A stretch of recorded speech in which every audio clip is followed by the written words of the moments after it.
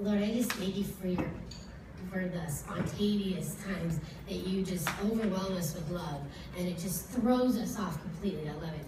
I used to think it was crazy, and I used to not like it, but I really love it today, Lord. So I just thank you that you're here in our midst. I just pray that you would bless each and every person who walked in here, Lord, to overflowing, to more than they even dreamed of, Lord. In Jesus' name, amen. So, I was at a conference in Pennsylvania, and it was for 2 weeks. And the title of this conference was called Hillside Intensive, which it's a combination of basically you do get wrecked. You get completely wrecked with his love every single day. There's not a day that you go without crying. There's not a day that you go without pouring your heart out to him. It is completely exhilarating, but it's exhausting because you're just like letting it all out 24/7. So it's called Hillside Intensive because it's designed for you to have encounters with him on a hillside. Like you're in a group full of people. 33 of us came together, and we were worshiping day in and day out, but it really just feels like you and Jesus in the living room of that house that we stayed in. So it's like this intense hillside encounter that you have. And it's called intensive because, Hillside Intensive, because you're completely, it's too much for you to process, like at one time. So I want to talk a little bit, the center of this is all about intimacy with him. So I have my box of tissues, because guaranteed I'm going to cry. I was crying while I attempted to write it. I was crying when I was praying over it this morning. I was crying before I got to church. I cried during church. So I'm just a basket case, and that's completely okay today.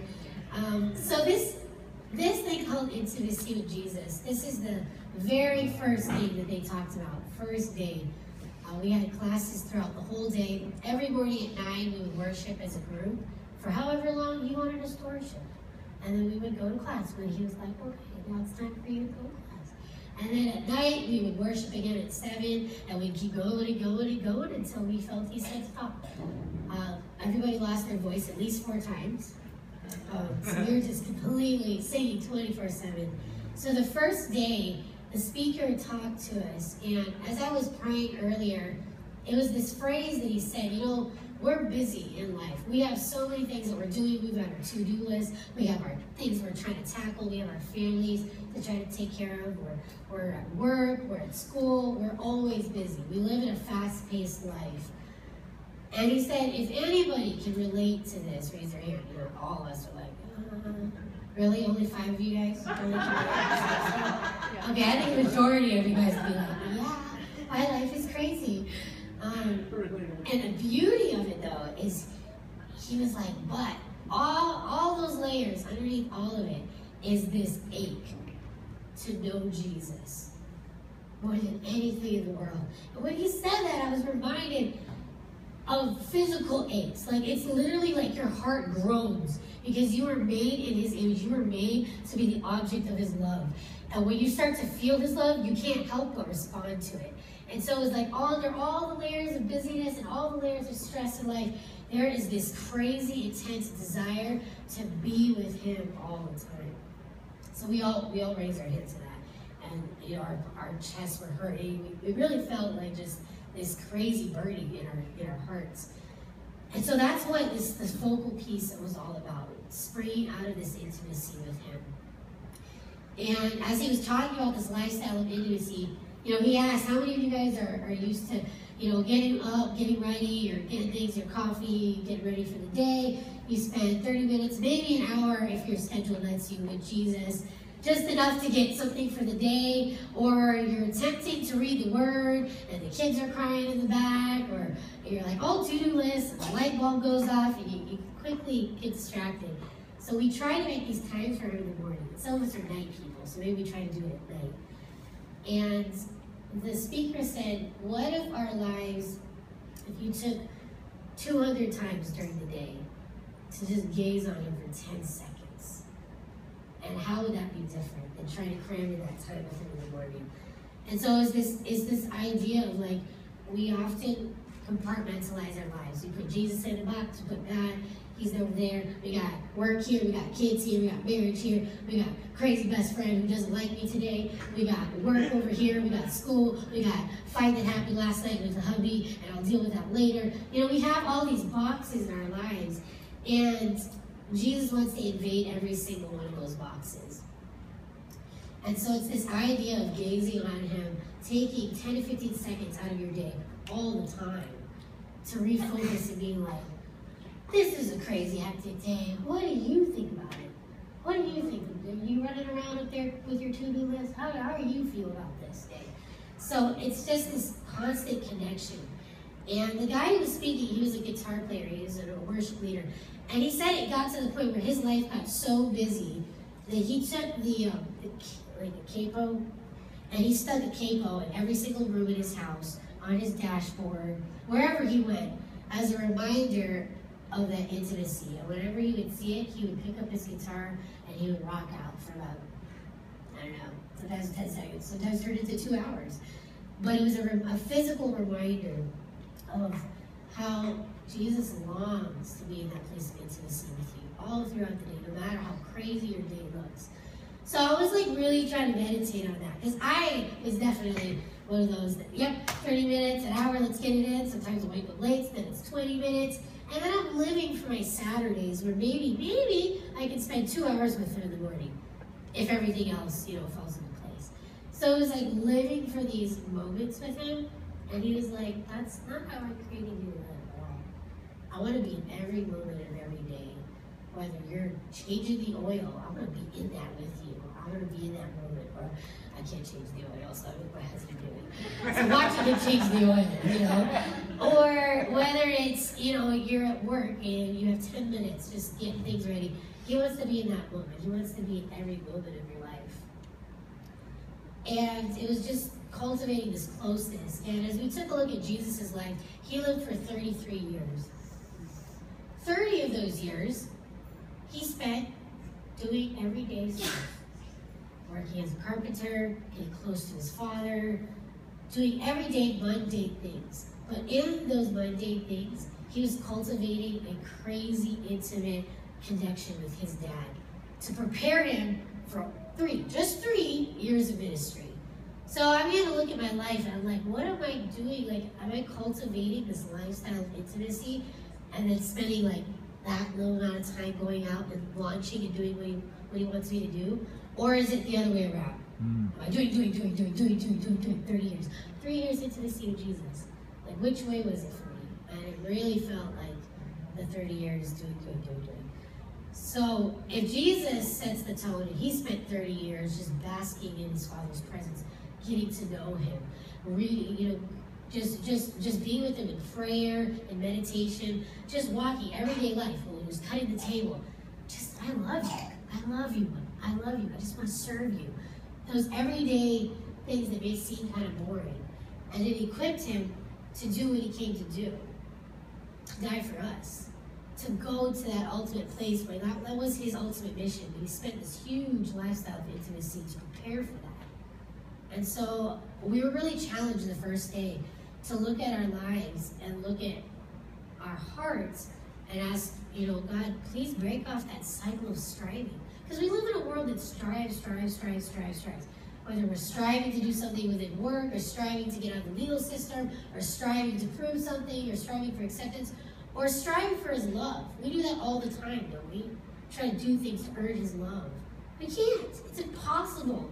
And so it's just this constant message, like the whole time I was there, like in the back of my head, I kept hearing, I love you because I love you, because I love you, because I love you, because I love you. Nothing you can do will make me love you more or less, because I love you. You're the object of my love. You were created to be loved. And it was overwhelming. I was just spraying out, crying 24/7. So I want to share with you the passage that he put on my heart. Many of you may be familiar with it. It's in Luke. It's Luke chapter 7, if you want to turn to it. If you don't have a Bible, it's okay. I'm going to read it out. It's about a sinful woman forgiven. I have forever been intrigued by this story. Probably more than anything else in the Bible. And We're going to read from verse 36. And then I'm going to ask you to close your eyes. And I'm going to ask you to picture being in that room when this happened, when this event happened. Verse 36 says, then one of the Pharisees asked him to eat with them. They asked Jesus to come into their house. And he went to the Pharisee's house and he sat down to eat. And behold, a woman in the city who was a sinner, when she knew that Jesus sat at the table of the Pharisee's house, she brought an alabaster flask of fragrant oil and stood at his feet, and she began to weep. And she began to wash his feet with her tears, and she began to wipe them with her hair, and she kissed his feet and anointed them with fragrant oil. Now when the Pharisees who had invited him saw this, he spoke to himself, saying, this man, if he were a prophet, he would know who that woman is, touching him. She's a sinner. And Jesus answered and said to him, I have something to say to you. And in verse 44, he turns to the woman and he looks at Simon. He says, do you see this woman?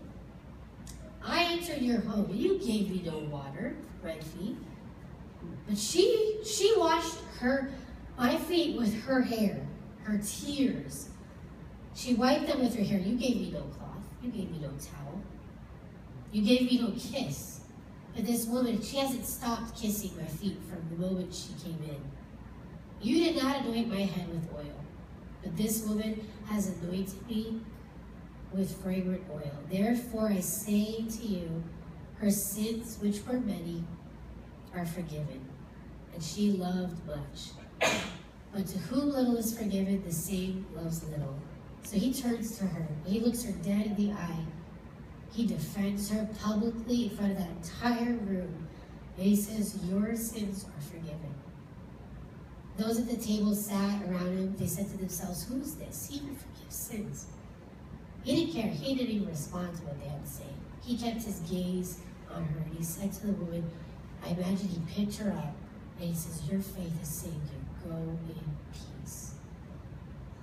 So I want you to close your eyes, and we're going to visualize this.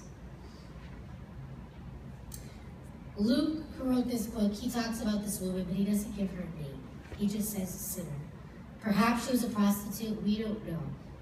She was walking the streets of Galilee, and she heard that Jesus was in town. So I want you to imagine that you are in that room, and you see this woman, and she runs through the door, and the whole room becomes quiet. There's a hush that falls on the room. Every eye is upon her. They are judging her. They are looking with disgrace, scorn, unbelief. They're completely embarrassed that this woman would even dare to enter this room. But the whole time, she keeps her eyes upon Jesus. She doesn't see the other men in the room. She doesn't care about what they think of her. All she knows is that this man, I have to see him. I have to adore him. So she runs in, and she stands at him. She kneels down at his feet, and she begins to cry. It is probably the only thing that they can hear in that room.